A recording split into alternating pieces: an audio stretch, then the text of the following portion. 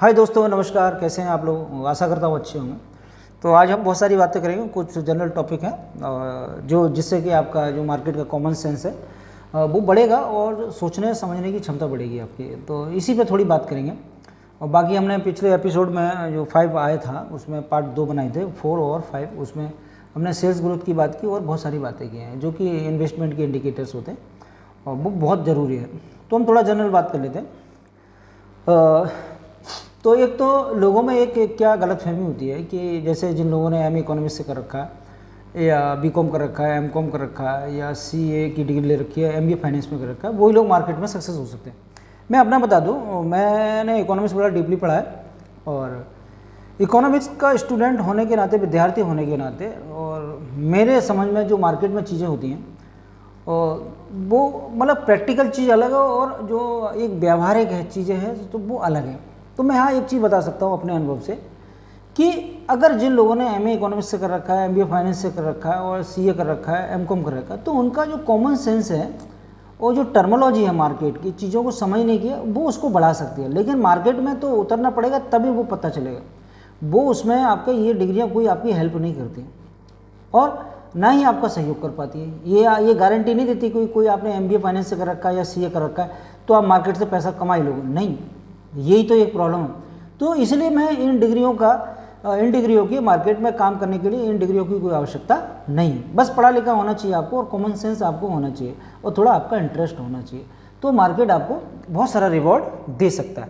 तो भाई मैंने तो यही सीखा मार्केट से, क्योंकि मैं भाई कक्षा 10 से लेकर मैं इकोनॉमिक्स पढ़ रहा हूँ, मेरे पास हाई स्कूल में भी था। और फिर ये मेरे मतलब इसने सहायता तो की, लेकिन मार्केट में पैसा कमाने का जरिया मतलब इसके माध्यम से नहीं मिला। तो मार्केट खुद ही सिखाता है, मार्केट बहुत डायनामिक है और वो अपने आप सिखाता है। जब आप घुसेंगे उसमें तो बताएगा खुद भी क्या चीज़ है। तो मैं आपको बता दूं, और तो इस प्रकार की चीज़ें होती हैं। तो इसमें कोई भी अगर इसे हेजिटेट होने की ज़रूरत नहीं कि मेरा फाइनेंशियल का बैकग्राउंड नहीं है या मुझे कोई फाइनेंशियल टूल नहीं आता तो मैं मार्केट में सक्सेस नहीं होता। तो ये सब मिथ हैं और इनको एक साइड में कर देना चाहिए। आप जो भी हैं और चीज़ों को सीखने की इच्छा रखते हैं तो आप मार्केट में अवश्य सक्सेस होंगे, कोई ऐसी दिक्कत नहीं है। एक बढ़िया आप एक्टिव इन्वेस्टर बन सकते हैं और अपना वेल्थ क्रिएशन कर सकते हैं। तो इसमें घबराने वाली कोई बात नहीं है। ना कोई 2 साल का कोई इकोनॉमिक्स से एमबीए करने की ज़रूरत है, वैसे दुनिया का पैसा खर्च करो। और जो बच्चे स्टूडेंट पढ़ रहे हैं तो उनके लिए बढ़िया है, कोई दिक्कत ना, वो डिग्री करें, कोई ऐसी दिक्कत नहीं है। लेकिन जो लोग पढ़ाई कर चुके हैं इस स्टेज में आगे, उनकी पढ़ने की आवश्यकता नहीं है, तो उनको पढ़ने की ज़रूरत नहीं है। बस अगर आप शेयर मार्केट में हो चीज़ें तो मार्केट खुद ही सिखा देगा और थोड़ा आप कोशिश करेंगे तो ज़रूर सीख जाएंगे। ऐसा मेरा मानना है, क्योंकि मैं भी ऐसे ही सीखा हूँ। कोई ज़रूरी नहीं कि मैं साहब इकोनॉमिक्स से स्टूडेंट था तो मैं उससे सीख गया, नहीं, उसने कुछ नहीं सिखाया, बस कॉमन सेंस मेरा डेवलप किया, थोड़ा हेल्प किया उसने। बाकी चीज़ें मैंने स्वयं करके सीखी और मार्केट ने खुद ही सिखाई है मुझे। मैंने आपको बता दूँ, मार्केट खुद सिखा देता है आपको जब आप उसमें आते हैं तो ये तो बात हो गई कि भाई किसी बैकग्राउंड की आवश्यकता नहीं। अब मार्केट में कई तरह से काम करते हैं लोग, बहुत सारे सेगमेंट है, जैसे डेरिवेटिव है, आपका कैश में करते हैं इन्वेस्टमेंट। तो मैं आपको बता दूं, अभी जो चेयरमैन था, अभी चौहान साहब थे एनएससी उसके अपने, तो उन्होंने कहा है जो कि भाई जो डेरिवेटिव मार्केट है वो स्मॉल जो इन्वेस्टर है उनके लिए नहीं बना, ये फाइनेंशियल इंस्टीट्यूशन जितने होते हैं उनके लिए होता है। तो इससे जितने भी जो कैश में काम करते हैं या जिन पर जो छोटे इन्वेस्टर है वो इससे दूर हैं। तो एक प्रकार से गैम्बलिंग है और ऑप्शन और फ्यूचर में ना जाएं, और इससे पैसा नहीं बनता है। आप मान चलो 10 बार कमाएंगे तो एक दिन में ही आपको साफ कर देगा। और कभी कभी ऐसी भी नौबत आ जाती है कि लोग आत्महत्या भी कर लेते हैं, उनकी पूरी फैमिली बर्बाद हो जाती है। तो मेरा तो निवेदन ये कि आप फ्यूचर एंड ऑप्शन या डेरिवेटिव मार्केट से दूर रहिए। और ऐसा नहीं है कि भाई जो कैश में काम करते हैं उससे पैसा नहीं बनता, मैं समझता हूँ उससे ज़्यादा कई गुना पैसा बनता है। और डेरिवेटिव मार्केट में क्या होता है, जो आप ब्रोकरेज देते हैं वो बहुत ज़्यादा होती है और रिस्क भी बहुत ज़्यादा होता है, तो रिवार्ड भी ज़्यादा होता है। लेकिन जिन लोगों की प्रैक्टिस है वो लोग करें उसको, और जो हम एक कॉमन आदमी हैं या फाइनेंशियल इंस्टीट्यूशन नहीं है हम, तो हम क्यों करें। और फाइनेंशियल इंस्टीट्यूशन क्या करते हैं, आपका पैसा नहीं लगाते, वो दूसरों को पैसा लगाते हैं। तो इससे थोड़ा सावधान रहें और इससे दूर रहें। अब दूसरी बात करते हैं हम भाई कि चार्ट। तो इसे भाई टेक्निकल एनालिसिस भी कहते हैं लोग मार्केट में। मैंने देखा, जी बिजनेस भी देखता हूँ मैं, और आपका और भी कई चैनल है, और CNBC आवाज़ है, तो वहाँ वो एक्सपर्ट आते हैं और चार्ट देख के और स्टॉक की रिकमेंडेशन करते हैं। तो आज मैं इस पर थोड़ा एक फोकस करूँगा। तो ये बात सही है, जिन लोगों को चार्ट समझ में आता है उसमें देखिए आपका सपोर्ट भी लगाते हैं, रेजिस्टेंट भी लगाते हैं, और आपका ट्रेंड लाइन भी खींचते हैं, बहुत सारी चीज़ें, और बहुत दुनिया के पैटर्न है उसमें। तो हालांकि मैंने भी चार्ट रीडिंग सीखी और मुझे भी चार्ट रीडिंग आती है, मैं सारी चीज़ें जानता हूँ। आपका जो भी पैटर्न हो, बहुत सारी चीज़ें जानता हूँ। कुछ चीज़ें मैं नहीं भी जानता हूँ। भाई देखो, मार्केट में सारी चीज़ें सबको आए ये तो ज़रूरी है नहीं, लेकिन जो चीज़ हमें समझ में आती है वो हमें आती है। जैसे RSI है आपका, भाई मूविंग एवरेज है, और आपका बॉलिंगर बैंड है, दुनिया के इंडिकेटर्स हैं, राइट, सब आते हैं। तो कहीं ये काम करते हैं, कहीं नहीं करते, राइट। तो एक बड़ी प्रॉब्लम क्या होती है कि जो किसी स्टॉक का जो प्राइस है, प्राइस पहले बनता है, चार्ट बाद में बनता है। तो ये मेरी समझ में, और मैं एक चीज़ बता दूँ, मैं चार्ट के माध्यम से एक मोटा पैसा नहीं बना पा रहा मार्केट से, क्योंकि जब भी स्टॉक मैं बेचता हूँ, मान के चलो कई स्टॉक की बात बताऊँ, CDSL की बात बताऊँ। CDSL जब 200 रुपये पर जब लिस्टेड हुआ था तो 200 रुपये के लगभग समथिंग था, मैंने उसे खरीदा 250 रुपये में, सही। और जैसे स्टॉक 400 रुपये को, मैंने सोचा अभी पैसे मेरे डबल हो, मैं निकल जाता, तो मैं निकल गया चार्ट देख के, और नया नया था। तो जब मैं नया स्टॉक लिस्ट हुआ था IPO के माध्यम, तो मैं निकल गया, और बाद में फिर मैंने उस स्टॉक की तरफ मुड़ के नहीं देखा, क्योंकि उन्होंने प्रॉफिट दे दिया, अब छोड़ो। और वो स्टॉक बाद में जाके कितना मल्टी बैगर स्टॉक बन गया, वो कई मल्टी बैगर हो गया। तो अब चार्ट अगर देखता रहता तो मैं मतलब उसकी वजह से वो निकल गया उससे। दूसरा एक लॉरियस लैब का एक वो था, तो मैंने पहले 200 रुपये पे कुछ पे ख़रीदा था, और फिर जब मैंने देखा भी मेरे पैसे अच्छे खासे बढ़ गए, 20-25% ग्रोथ आ गई है मेरे पोर्टफोलियो में इस इन्वेस्टमेंट, तो मैं निकल गया उससे। अब देखिए आज 800 रुपये के लगभग स्टॉक ट्रेड कर गया। तो महिंद्रा एंड महिंद्रा को देख लीजिए, महिंद्रा में मैं निकल गया। और एक टाटा पावर है, तो टाटा पावर कभी 100-110 पे काम करता था, और आज देखिए 400 रुपये के पार है। तो ये सब चार्ट का। इंडियन होटल की बात करें तो ये भी 200 रुपये के लगभग अब ट्रेड करता था। तो चार्ट के आधार पर मैं 250-300 रुपये में निकल गया, और देखिए आज इंडियन होटल कहाँ पर पहुँच गया, मतलब 2 गुने से ज़्यादा, 3 गुना 4 गुना होने वाला स्टॉक। तो मैं इससे मेरी लाइफ में ऐसे बहुत सारे स्टॉक निकले चार्ट की वजह से। किसकी वजह से? चार्ट की वजह से। तो धीरे धीरे चीज़ें मैंने सोचा भी ऐसा क्या होता है कि जब भी हम स्टॉक को बेच देते और स्टॉक कई गुना हो जाता है। कभी कभी क्या होता है, दूसरा एक उल्टा होता है कि हम देखते रहते हैं भी ये सपोर्ट है, इसका ये सपोर्ट है, यहाँ से नहीं गिरेगा स्टॉक, और पता चला हम रात को सो रहे हैं, दूसरे दिन को मार्केट पता चला वो गैप अप डाउन हो गया, पता चला 10% स्टॉक गिर गया, तो हमारा लॉस हो गया। अब हम उसके इंतजार कर रहे हैं कि ये चार्ट अब यहाँ से रिकवरी करेगा, अब ये रिकवरी करेगा, लेकिन वो रिकवरी नहीं करता है, राइट। तो हमने सोचा कि भाई ऐसी क्या चीज़ होती है मार्केट में जो हमें पता नहीं चलती, और लेकिन जब हम स्टॉक बेच देते हैं तभी वो प्रॉफिट का 2 गुना 3 गुना 4 गुना हो जाता है, राइट। और मैं सुजलॉन का बता दूं, सुजलॉन का स्टॉक मेरे अकाउंट में बहुत दिन रहा, और लेकिन उसने पैसा बना के नहीं दिया, और मैं निकल के चार्ट देख के, राइट। तो ऐसी बहुत सारी अपॉर्चुनिटी छूटी मुझसे। तो मैंने बताया कि जैसे भी हम जैसे निकले हमारा प्रॉफिट दुगना और हम निकल गए, बाद में हमने स्टॉक पता चला वो स्टॉक कई गुना हुआ। कभी कभी क्या होता है कि हम स्टॉक देखते रहते हैं कि भाई यहाँ इंतजार कर रहे हैं और स्टॉक और नीचे चला जाता है, तो हमारा जो पैसा है वो आधा हो जाता है। तो मैंने सोचा भाई ऐसे तो कहने का मतलब ये है कि जितना प्रॉफिट होता था उतना नुकसान हो जाता था। तो पता चला ना ज़्यादा प्रॉफिट ना ज़्यादा लॉस, मतलब जो हमारी कैपिटल पूंजी थी वो उतनी की उतनी रहती। तो कभी कभी IPO में पैसा लगा दे तो उससे कुछ कभी कभी लिस्टिंग गेन मिल जाता था। तो इससे हुआ क्या, कुल मिलाकर पैसा नहीं बना जितना बनना चाहिए। तो कभी कभी मतलब पूरे साल पैसा पड़ा रहा, कोई प्रॉफिट नहीं हुआ, जितना प्रॉफिट हुआ उतना लॉस हो गया, बराबर हो गया। तो मैंने सोचा भाई ऐसी क्या चीज़ हो सकती है। जैसे हम बात करें भाई, फिर मेरे दिमाग में बात आई कि जो जितनी AMC होती हैं, जैसे झुनझुनवाला साहब है, और आपका रामदेव अग्रवाल साहब का नाम सुना हुआ, बहुत सारे लोग आते हैं। फिर ये लोग कैसे पैसा बनाते हैं? अभी रामदेव अग्रवाल का एक शो हुआ था जो जी बिजनेस में आए थे, तो उन्होंने बताया कि भाई जब उस समय जब जीती नहीं तो 1 करोड़ का 30 करोड़ रुपया हो गया था, तो इतना पैसा आया था, इतना पैसा बना। लेकिन आपने ये चीज़ देखी होगी, रामदेव अग्रवाल या और कोई जो बड़े इन्वेस्टर आते हैं, एक्टिव इन्वेस्टर जो बहुत बड़ी AMC चला रहे हैं, वो कभी ये नहीं बताते कि आपको कि स्टॉक के किसी कंपनी को क्या देखना चाहिए। वो ये कहते हैं भाई मार्केट जाएगा ऊपर, इंतजार करिए, अभी बहुत अपॉर्चुनिटी है। अरे भाई अपॉर्चुनिटी तो है, कुछ जो छोटा इन्वेस्टर है वो किस स्टॉक में पैसा लगाए, किस में ना लगाए। अगर गलत ट्रेन में पहुंच गए, जैसे मान चलो आपको दिल्ली जाना है, अब आप पहुंच गए भाई लखनऊ जाने वाली ट्रेन में बैठ गए, तो आपको दिशा ही नहीं पता है, तो पता चला जाना था दिल्ली और पहुंच गए आप लखनऊ, है ना। तो आप अगर वो बता दें कि किस ट्रेन में बैठना जिससे आप दिल्ली पहुंच जाएंगे तब तो सही है, लेकिन ये गोलमाल बस बताते हैं। तो हम बड़ा परेशान कि भाई क्या हो, क्या करें क्या नहीं करें।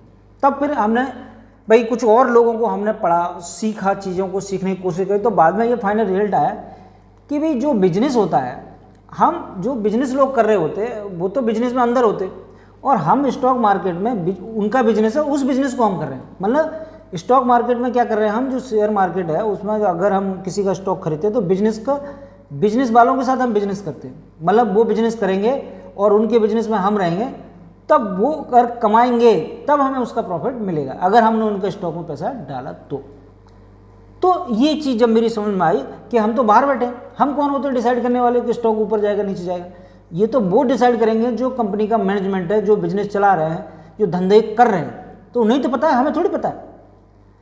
तो फिर ये बात कैसे पता चला कि धंधा कैसे कर रहे हैं?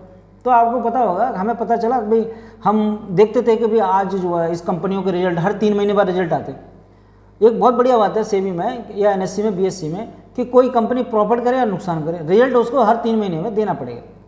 तो इससे क्या होता है कि चीज़ों पता चल जाती है। तो हम रिजल्ट आते हैं, हम तो रिजल्ट कभी देखते नहीं, हम ध्यान ही नहीं देते, स्टॉक पड़ा है तो पड़ा रहता, तो कोई रिजल्ट आ रहा है तो बढ़िया बढ़िया आ गया तो बढ़िया, नहीं घटिया गया तो भी कोई दिक्कत नहीं हमको, तो हम तो ऐसे पैसे डाल देते अपने पड़े रहते, लेकिन पैसे नहीं बनते थे। तो ये एक बहुत बड़ी प्रॉब्लम थी और जो समझ में नहीं आती थी क्या करें क्या नहीं करें भाई ऐसा। तो मैंने आपको बताया जितनी एएमसी चला रहे हैं या जो एसेट मैनेजमेंट कंपनियां हैं जो चला रहे हैं, जो लोग म्यूचुअल फंड के माध्यम से पैसा बनाते हैं, मतलब हमारा पैसा लेके वो बहुत मोटा पैसा बनाते हैं, और हमें क्या देते हैं, एक बच्चा कुचा थोड़ा बहुत पैसा दे देते हैं, भाई 40% कमाए तो हमें 20% 18% दे दिए। तो अब हमने सोचा भाई ये कैसे पैसे बना सकते हैं, तो अगर हम म्यूचुअल फंड में लगाएं तो हम जिस प्रकार से वेल्थ क्रिएशन करेंगे तो वो तो हो नहीं पाएगी, तो हमारा जीवन तो उसी में वो हो जाएगा, और चला घाटा हो गया। कभी कभी ऐसा भी होता था भाई, मार्केट गिर गया अचानक से, भाई जैसे कोरोना काल में हुआ तो पता चला, हालांकि रिकवरी हो जाती है, अगर कोई शॉर्ट मार्केट बहुत तेज़ी से गिरता है तो मार्केट बहुत तेज़ी के साथ बढ़ता भी है। मैंने बताया मार्केट बहुत डायनामिक है। तो फिर बात हुई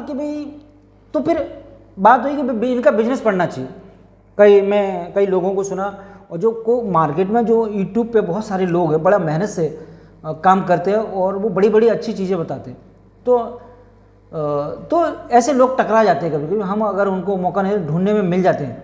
तो मुझे पता चला कि भाई हमें जो है किसी भी कंपनी का बिजनेस को ट्रैक करना चाहिए, और अगर वो कंपनी बिजनेस बढ़िया कर रही है, अगर बिजनेस बढ़िया है उसका, तो वो पैसा बना के देगा स्टॉक, वो स्टॉक मल्टीबैगर होगा। तो जब ये हमें चीज़ें पता चली तो ये बात हमारी समझ में आई कि भाई आप चार्ट रीडिंग से कुछ होने वाला नहीं है, और अगर आप कंपनी का बिजनेस पढ़ते हो और उसका जितने भी इंडिकेटर्स होते हैं जिसकी वजह से उसकी जो चाल है स्टॉक की है वो डिसाइड होती है, उस चीज़ को पकड़िए। तो हमने देखा फिर कि बहुत सारे इंडिकेटर्स होते हैं जिसके बारे में हमने बात बताई, जैसे सेल्स ग्रोथ है, आपका ऑपरेटिंग लेवरेज है, पैट ग्रोथ है, और उनका कैपेक्स है, आपका टर्न अराउंड बिजनेस है, और आपका मैनेजमेंट गाइडेंस है, बहुत सारी चीज़ें जिसके बारे में मैंने एक सीरीज़ शुरू करी है और वो चल रही है, सेल्स ग्रोथ वाली सीरीज़। मतलब एक जो वीडियो आ चुका है सेल्स ग्रोथ के बारे में, अगले बारे में बात करेंगे हम, ऑपरेटिंग लेवरेज की बात करेंगे, तो उसमें भी कभी डिस्कस करेंगे तो बताएंगे आपको। और मैं समझता हूँ ये बहुत जल्दी मैं आपको जो इन्वेस्टमेंट इंडिकेटर से मैं आपको बता दूँगा। तो मैं चार्ट और उसके आज एक स्टॉक है मैं उसके बारे में बात करता हूँ। अभी 13 अगस्त को मुथूट फाइनेंस का रिजल्ट आया, 13 अगस्त को मुथूट फाइनेंस का रिजल्ट आया।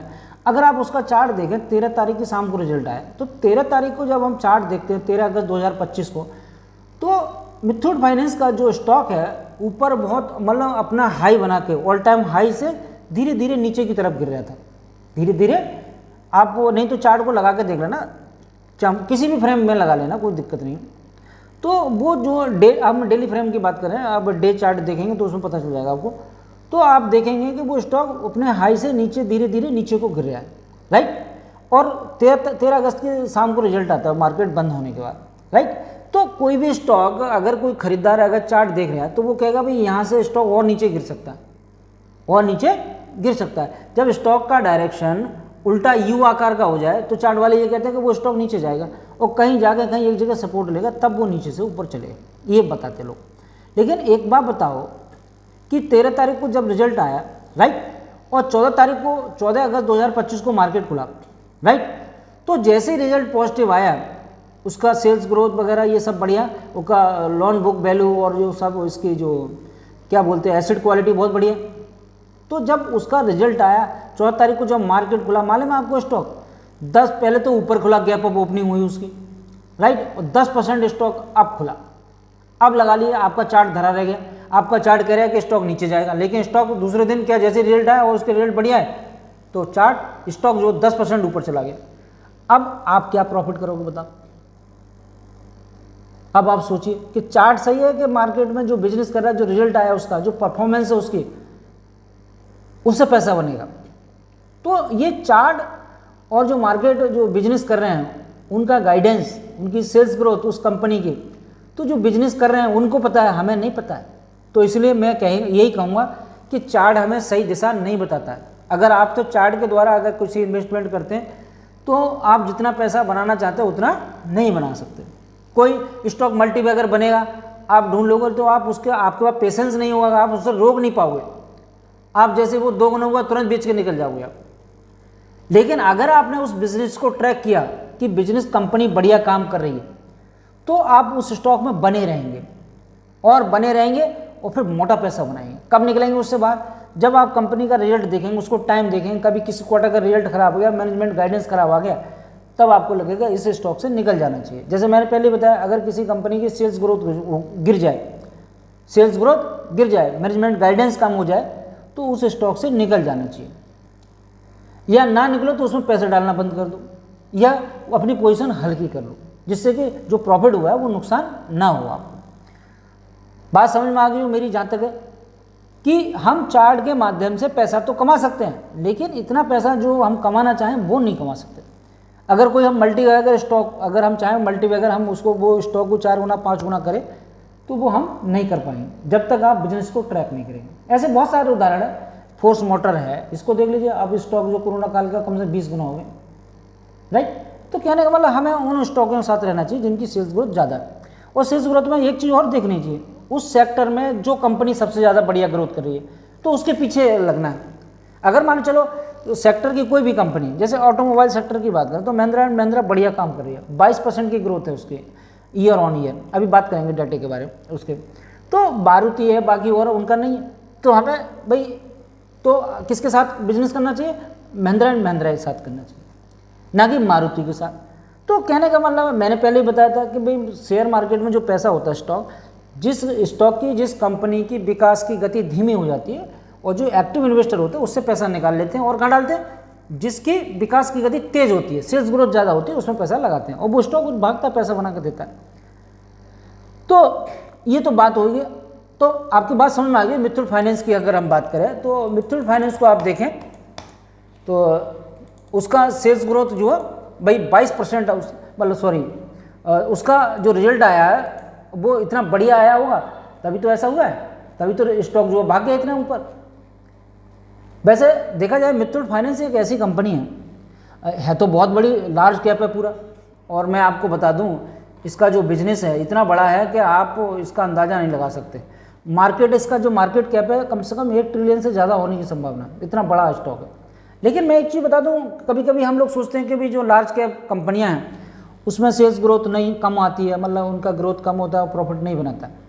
देखो ऐसा है, मार्केट में कोई भी प्लेयर हो, कोई भी कंपनी हो, कोई भी बिजनेस हो, भाई जो सेल्स इसकी ग्रोथ ज़्यादा हो, जैसे फाइनेंस के सेक्टर की बात है तो उनकी लोन बुक बढ़िया है, और जो इसका जो मार्जिन है, जो निम जिसे कहते हैं, नेट इंटरेस्ट जो मनी है, मार्जिन है, नेट इंटरेस्ट मार्जिन जो है, और वो उसको अगर प्राप्त होता है बढ़िया से तो कोई दिक्कत नहीं।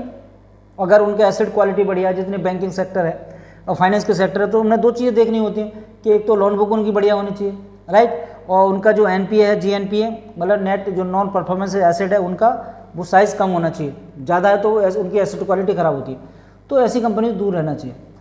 तो मुथूट फाइनेंस एक बहुत बड़ी कंपनी है। अगर हम इसका देखें AUM तो जो हाईएस्ट ईवर कंसोलिडेटेड है, मतलब ईयर ऑन ईयर 37% आया, बताइए कितना ज़्यादा। हाईएस्ट ईवर जो कंसोलिडेटेड प्रॉफिट आफ्टर टैक्स, जिसे पैट कहते हैं। तो हमें एक चीज़ और बता दें आपको, बाकी चीज़ें देख रहे हो तो पैट एक बहुत इंपॉर्टेंट चीज़ होती है। ये पैट का फुल फॉर्म होता है प्रॉफिट आफ्टर टैक्स, क्योंकि जितने सारी लाइबिलिटी है वो जब उसमें से घटा देते हैं तब जाके ये प्रॉफिट आफ्टर टैक्स हमें पैट प्राप्त होता है। तो पैट जो है एक सही कंडीशन दिखाता है, मतलब कंपनी का जो प्रॉफिट हो रहा है वो बहुत बढ़िया है। और मैं एक बता दूँ, किसी कंपनी की सेल्स ग्रोथ ज़्यादा है और पैट ग्रोथ भी ज़्यादा है तो वो ज़्यादा और बढ़िया माना जाता है, राइट। तो इसकी देखें पैट ग्रोथ क्या 65% है ईयर ऑन ईयर, कितना बढ़िया रिजल्ट है इसका। और इसकी लोन बुक की बात करें, highest ईवर the standard loan AUM, तो वो भी क्या है इसका 42% ईयर ऑन ईयर हुआ है। अगर गोल्ड में बात करें तो गोल्ड की इनकी जो लोन बुक है वो भी 40% है, ईयर ऑन ईयर। तो आप देख सकते हैं कि कितना ज़बरदस्त इसका रिजल्ट आया। अब मैं यह एक चीज़ और बता दूं, और जैसे हमने बताया था आपको जो सेम स्टोर सेल्स ग्रोथ के बारे में बताया था ना इसमें, तो अगर किसी कंपनी की सेल्स वो सेम स्टोर सेल्स ग्रोथ ज़्यादा है तो भी यहाँ पॉजिटिव है, तो उसका वही जो सेल्स ग्रोथ ज़्यादा है तो उसका वही वही जो प्रॉफिट है वो या कंपनी का वो ज़्यादा आएगा। तो देखें यहाँ पे तो highest ईवर the average gold loan AUM पर ब्रांच 23.61 है। तो आप ये देखेंगे कि कुल मिला के आप देखें कि मुथूट फाइनेंस का रिजल्ट बहुत ज़बरदस्त आया है। और जो चार्ट आपने देखा, जो देख रहे थे 13 अगस्त को पूरे दिन में, वो चार्ट नीचे को गिर रहा था, लेकिन आप चार्ट नीचे को गिर रहा था और 14 तारीख को जब स्टॉक खुला तो सीधे ऊपर 10% ऊपर। तो आप देखिए क्या कुछ लोग स्टॉक बेच के निकल गए होंगे कि भाई ये नीचे गिर रहा है, संभावना चार्ट नीचे को डायरेक्शन कर दिया तो निकल गए होंगे। अब उन्हें प्रॉफिट कहाँ से हो जाएगा बताइए। तो चार्ट का ये बहुत बड़ा खेल है, राइट। तो ये तो बात होगी मुथूट फाइनेंस। मुथूट फाइनेंस एक बहुत बढ़िया कंपनी है। मैं आपको बता दूं ये चीज़ गोल्ड में ज़्यादा है, तो वो गोल्ड के भाई गोल्ड जो आप उसके पास रखते हो और उसके बदले वो लोन देती है, तो इसमें लॉस होने का तो मतलब नहीं कंपनी को। भाई कंपनी को किसी उनकी एसेट क्वालिटी ख़राब नहीं होगी कभी भी, वो अलग बात है। भाई लोग लोन कम ले रहे हैं, रिटर्न पैसा कम दे पा रहे हैं, तो कभी कभी ये प्रॉब्लम होती है, लेकिन इस प्रकार की कंपनियों को ट्रैक करते रहना चाहिए। लेकिन मेरा कोई रिकमेंडेशन नहीं है कि आप भाई मुथूट फाइनेंस को खरीद लो। अभी स्टॉक 10% बढ़ा हुआ है, वो आपके ऊपर निर्भर करता है आप किस प्रकार से उसमें काम करते हैं। वो आपको लगता है तो सही है, नहीं तो कोई बात नहीं, राइट। तो मेरा बताने का काम था जो चार्ट को लिंक करने की बात मैं आपको समझाने की कोशिश कर रहा था कि जो लोग चार्ट देखते हैं, चार्ट देखने वाले तो मैक्सिमम मुथूट फाइनेंस से निकल चुके होंगे जहाँ तक है, क्योंकि जिस प्रकार का चार्ट उसका उल्टे यू आकार का बन जाता है। भाई वहाँ से अगर रिजल्ट खराब आ जाता है इसका कंपनी का, तो मार्केट बहुत मतलब इसका स्टॉक बहुत नीचे चला जाता है। लेकिन आप देखिए रिजल्ट बहुत बढ़िया है, और देखिए 10% अपर खुला उसका, और मतलब अपने जो हाईएस्ट है मतलब लाइफ टाइम हाईएस्ट स्टॉक उसको बना रहा है।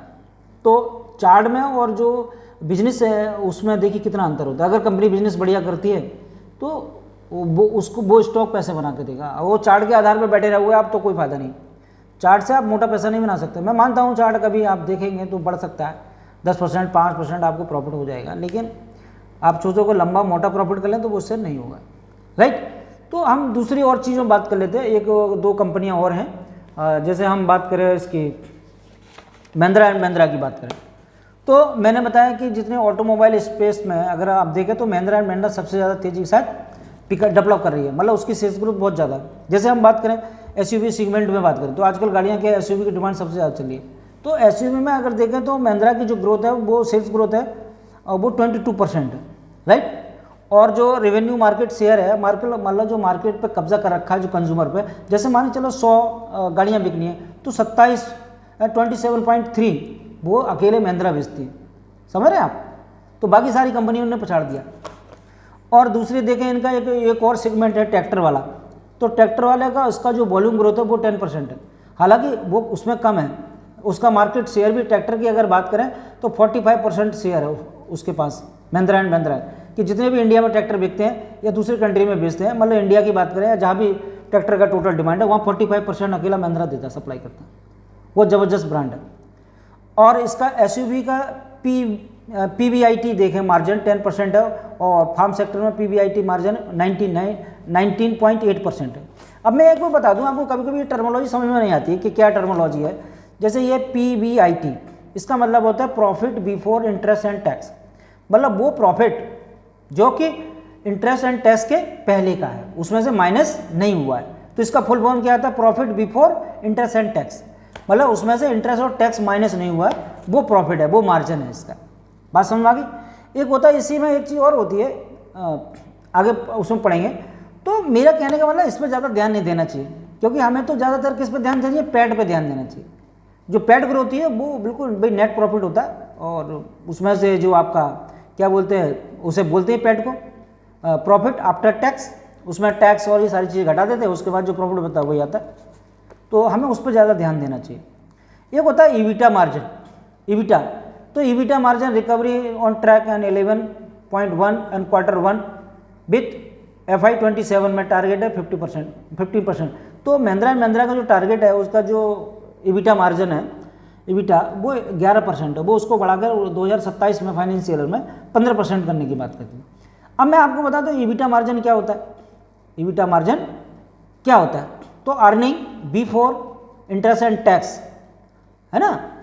तो ये भी क्या है, एक प्रकार से वही है, जो अर्निंग है वो टैक्स से पहले की, जो इंटरेस्ट और टैक्स के पहले की जो इनकम है, वो जो अर्निंग है उसको दिखाता है। तो कभी कभी इसमें दूसरी इनकम भी जोड़ देते हैं वो, राइट। तो मैंने आपको बताया कि जो महिंद्रा एंड महिंद्रा है उसको आप देखें तो उसका जो रेवेन्यू है वो 22% के दर से बढ़ा है फाइनेंशियल क्वार्टर 1 में, FY26 में। और पैट ग्रोथ देखें तो FY26 में इसका 24% है। मैं एक चीज़ बता दूं, अगर कभी भी सेल्स ग्रोथ से अगर पैट ग्रोथ ज़्यादा होता है तो उसको ऑपरेटिंग लेवरेज मिला है, मतलब पहले से जो फंडामेंटल चीज़ है उसी के आधार पर उन्होंने अपने बिजनेस को बढ़ाया, तो ये अच्छा माना जाता है। अगर हम बात करें इनके, भाई देखो ऑटो सेक्टर में, तो ऑटो सेक्टर में जैसे मैंने बताया इनका जो वॉल्यूम ग्रोथ है वो 22% है, वो सीधे सेल से आ रहा है, राइट। और मार्केट शेयर मैंने आपको 27% है, राइट। तो ये बात आपको समझ में आ गई होगी जहाँ तक। और यही बात उन्होंने अपने कॉल में कही है, मतलब रेवेन्यू 22% और आफ्टर टैक्स जो है पैट ग्रोथ 24%। एक चीज़ और बता दूं, बड़े मज़ेदार बात है इसमें कि जो इनका EPS था, earning per share, ROI, ROI। एक चीज़ और बता दो, ROI की हम आगे आगे आगे एपिसोड में बात करेंगे, लेकिन हमें यहाँ बता दें ROI जो होता है इसका जो डायरेक्शन होता है, अगर आगे की तरफ पॉजिटिव है तो बहुत बढ़िया माना जाता है, चाहे वो कितना ही हो, मतलब पॉजिटिव हो। तो ROI इनका 22.6% है, ये बहुत बढ़िया है। इतना ROI कभी नहीं आया महिंद्रा एंड महिंद्रा का। तो कुल मिला के देखा जाए तो ROI इनका पॉजिटिव डायरेक्शन है, तो बढ़िया कंपनी, राइट। तो इस प्रकार से हमें सेल्स ग्रोथ के बारे में देखें, और मैनेजमेंट का गाइडेंस भी बढ़िया है ना, आने वाले समय में काम करें। और दूसरी हम बात करते हैं मारुति की। अब मारुति का क्या हाल बुरा है, तो भाई मारुति के देखें बड़ी कंपनी है और एक भाई बढ़िया स्टॉक, मतलब कहने का मतलब मार्केट कैप पहले करती थी। अगर हम इसके रेट देखें तो सेल्स वॉल्यूम इसका जो ग्रोथ है क्वार्टर में FY26 में, तो कंपैरिजन में 1.1% है, मतलब 1% से थोड़ा ज़्यादा है। नेट सेल्स की बात करें तो 8.1% इनका सेल्स ग्रोथ। और इनका ईबिटा मार्जिन भी क्या माइनस में चला गया, 18.9। अब लगा लो ईबिटा मार्जिन भी इनका लो है, तो आप क्या करेंगे। अब इनकी अगर हम बात करें PBT, प्रॉफिट बिफोर टैक्स, वो 3.1 है। और अगर पैट ग्रोथ की बात करें इनके तो ये 1.7 है। तो अगर कंपैरिजन करें तो आप देख लीजिए कि भाई महिंद्रा और महिंद्रा, भाई सारा जो मार्केट कैप का शेयर है वो महिंद्रा उसको यूज़ कर रहा है, राइट। अब मैंने आपको बता दिया ईबिटा मार्जिन का फुल फॉर्म क्या होता है, मैं आपको बता देता हूँ। Earning before interest and tax, है ना। एमोर्टाइजेशन वो होता है, एक प्रकार से देखा जाए तो आप जो ऋण हम लेते हैं किसी कंपनी से, मतलब किसी से ऋण ले रखा है और उस ऋण के साथ साथ जो ब्याज तो हम देते हैं उसमें घट जाता है, लेकिन कभी आप जो प्रिंसिपल अमाउंट होते हैं उसको भी अदा कर देते हैं, तो वो इसमें आ जाता है। और कभी कभी इसमें जो हम क्या बोलते हैं डेप्रिसिएशन को भी जोड़ लेते हैं, है ये, तो डेप्रिसिएशन भी इसमें जुड़ा होता है। तो डेप्रिसिएशन को घटा दो और जो अमोर्टाइजेशन होता है वो अगर लगा दो तो ये ईबिटा मार्जिन की फुल फॉर्म होती है। तो बात वही है कि ये सारी चीज़ें अगर मान चलो इंटरेस्ट एंड टैक्स और जो हमने मूलधन ब्याज लिया, वो पैसे लिया, प्रिंसिपल अमाउंट है उसका थोड़ा कम कर देते, वो उसमें से माइनस हो जाता है और डेप्रिसिएशन माइनस हो जाता है, तो ईबिटा मार्जिन निकल के आ जाता है। तो ईबिटा मार्जिन इनका क्या है भाई, इनका मतलब माइनस में है। तो कहीं ना कहीं भाई कुछ ना कुछ गड़बड़ है इस कंपनी में, तो ये बात समझ में आ गई होगी आपको। और वैसे मैंने आपको सिखाया कि जो सेल्स ग्रोथ होती है, अगर हमें उसमें से ग्रॉस प्रॉफिट निकालना हो तो क्या करना होता है, उस सेल्स ग्रोथ में तो फिक्स कॉस्ट निकाल दो तो आपकी ग्रॉस प्रॉफिट आ जाती है, राइट। तो अगर हमें ग्रॉस प्रॉफिट में से ऑपरेटिंग प्रॉफिट निकालना हो तो क्या करना पड़ता है, ऑपरेटिंग प्रॉफिट निकालना तो ग्रॉस प्रॉफिट में से हम क्या वेरिएबल कॉस्ट माइनस कर देनी चाहिए, तो आपका ग्रॉस प्रॉफिट आ जाएगा। अगर हमें नेट प्रॉफिट चाहिए तो हमें क्या है, ऑपरेशन प्रॉफिट में से इंटरेस्ट एंड टैक्स निकाल दो तो आपका भाई नेट जो प्रॉफिट आ जाता है, राइट। तो ये सब चीज़ें वही हैं, तो आपको सीधा सीधा कैलकुलेशन करना आना चाहिए। ये आपको पता है कि ईबिटा मार्जिन क्या होता है और आपका पैट ग्रोथ क्या है, तो इसको थोड़ा पढ़ लीजिए, कोई ऐसी दिक्कत नहीं, कोई प्रॉब्लम वाली बात नहीं है। जैसे वैसे मैं आपको बता दूं, आपको सेल्स ग्रोथ पढ़िए, जो फाइनेंशियल वाली लोन बुक पढ़िए और उसका पैट मार्जिन, इससे भी पता चल जाता है कि क्या कंपनी की मतलब सिचुएशन है। और दूसरा इससे भी पता चल जाता है कि मैनेजमेंट गाइडेंस किस प्रकार दे रहा है, तो हमें कौन कौन का जो इसका ट्रांसक्रिप्शन है तो वो सही से पढ़नी चाहिए सावधानी से, कहीं ऐसा कोई शब्दों में ना उलझा दे आपको। तो ये सब चीज़ें हैं। अगर हम बात करें इसकी quarter on quarter sales volume की, सेल्स वॉल्यूम देखें मारुति का, तो देखिए आप इसका क्वार्टर एंड क्वार्टर 1 में है FY26 में, और क्वार्टर 4 FY25 में, तो माइनस में 12.7 है। और नेट सेल्स की बात करें तो माइनस जो इसका 5.7 है, और EBITDA मार्जिन की बात करें तो ये माइनस में 9.9 है, मतलब क्वार्टर ऑन क्वार्टर।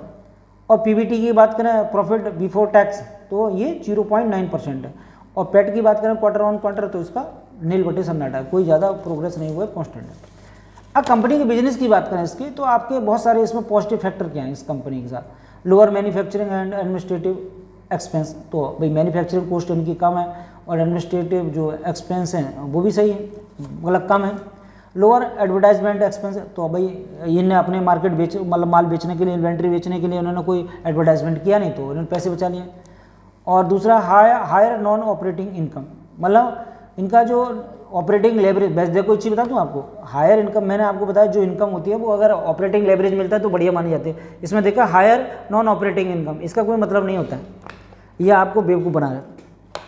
तो अगर ऑपरेटिंग इनकम ज़्यादा होती है, ऑपरेटिंग लेवरेज ज़्यादा होता है, तो उससे फ़ायदा होता है कि आपका पहले से जो एस्टेब्लिशमेंट है उससे आप मोटा प्रॉफिट कर रहे हैं, तो ये पॉजिटिव है, लेकिन ये सही नहीं है, ये भी नेगेटिव ही माना जाएगा उसको।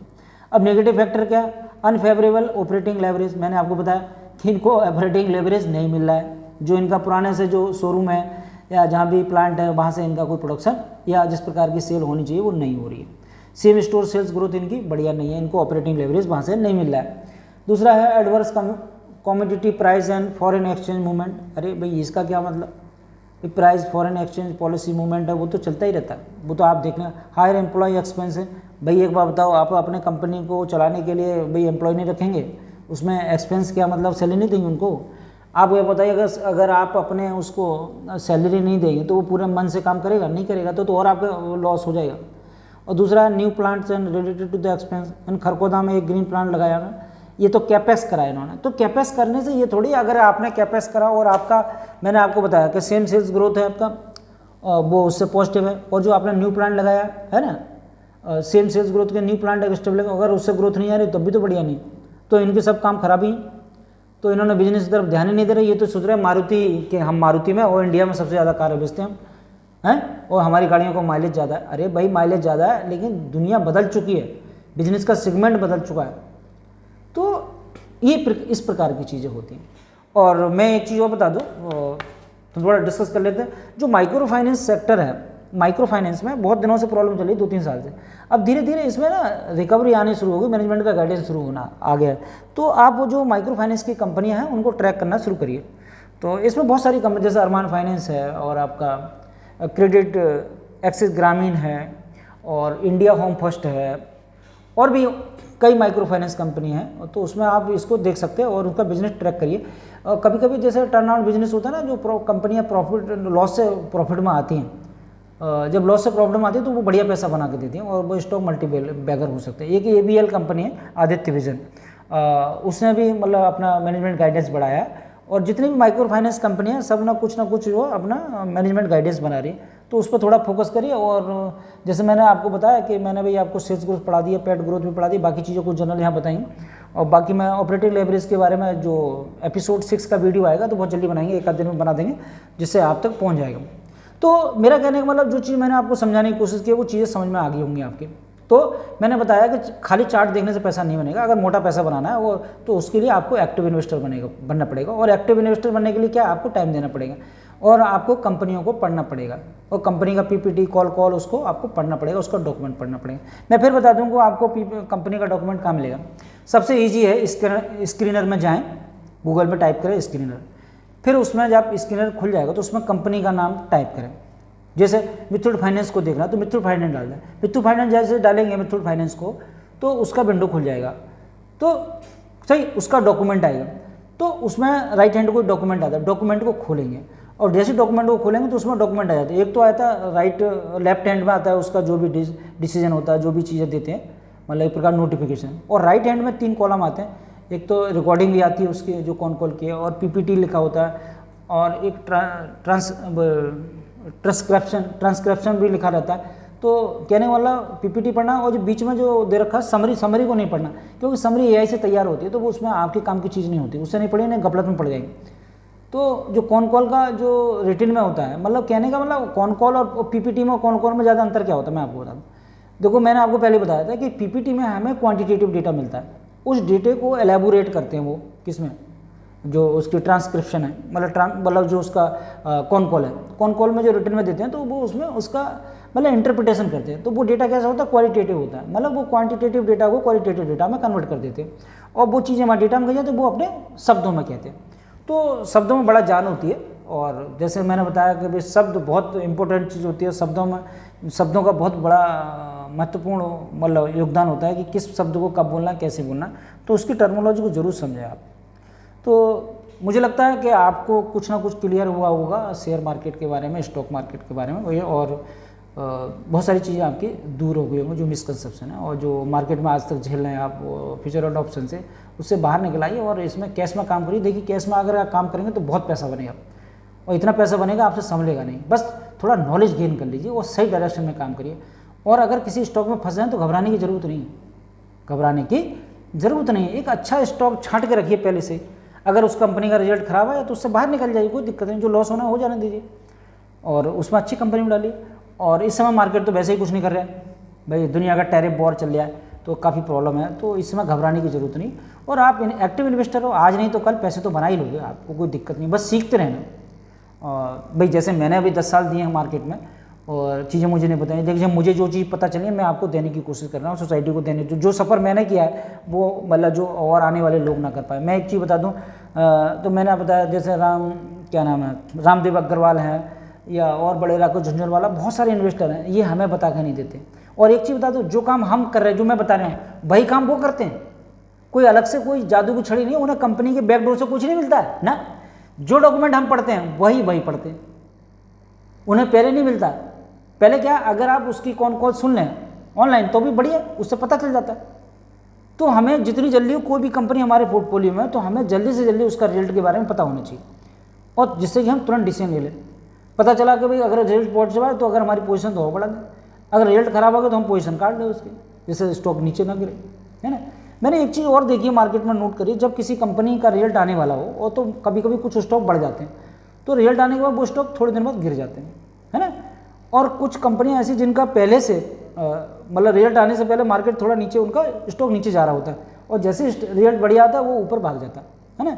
तो एक ये इत्तेफाक है, या ये कहिए कि इस प्रकार की चीज़ें होती हैं। देखिए इससे कोई फ़र्क नहीं पड़ता, कोई स्टॉक 5% नीचे मिल जाए ऊपर मिल जाए, उससे क्या फ़र्क पड़ता है। लेकिन आपको जब लंबा पैसा बनाना है तो स्टॉक तो हम अगर बढ़ा हुआ तब भी खरीदें तो भी कोई दिक्कत नहीं भाई, नीचे बॉटम पर खरीदें, गिरते हुए स्टॉक को कभी ना खरीदो, मैं आपको बता रहा हूँ। केवल टर्न आउट वाला बिजनेस जो है, जहाँ स्टेब्लिश हो जाए, उसका रिजल्ट बढ़िया आने की संभावना है, मैनेजमेंट गाइडेंस दे रहा है, तब उस स्टॉक में पैसा धीरे धीरे बढ़ाना चाहिए, इकट्ठा पैसा फिर भी नहीं डालना चाहिए। तो जो बिजनेस पहले से काम कर रहा है तो उससे आप पता। अब बात आती है सेल्स ग्रोथ की, कंपनी छाटा कैसे। तो भाई देखो, जो 52 वीक हाई होती है, भाई 52 वीक हाई होती है, उन कंपनियों को आप ट्रैक कर सकते हो, एनएससी की साइड में निकाल ले सकते हो, उसमें देखिए किस कंपनी का कौन कॉल क्या है, और उसमें पढ़ के आप निकाल सकते हो, कोई दिक्कत नहीं, बढ़िया कर दिए बिजनेस। तो ये, लेकिन फिर भी स्टॉक तो छाटने पड़ेंगे, हैं जिस कंपनी में आपको इंटरेस्ट हो, जिसका बिजनेस का धंधा समझ में आता है, उस कंपनी को पकड़ के बैठ जाओ और उसको ट्रैक करो। जरूर नहीं हज़ारों कंपनी ट्रैक करो, करनी तो पड़ेंगी खैर, लेकिन अपने पोर्टफोलियो में जो स्टॉक रहेगा उनको ट्रैक करो, और बाकी 10-20 कंपनी ऐसी रखो, अगर किसी कंपनी का रिजल्ट आपका खराब आ गया, जो आपको स्टॉक उसको पोर्टफोलियो में, तो कम से कम उससे पैसा निकाल के दूसरे में डाल लो, ये तो पता होना चाहिए आपको। ऐसा थोड़ी है कि सब पैसा घर में उसमें रख के स्टॉक में क्या फ़ायदा है, मतलब डीमेट अकाउंट में रख के फ़ायदा थोड़ी है।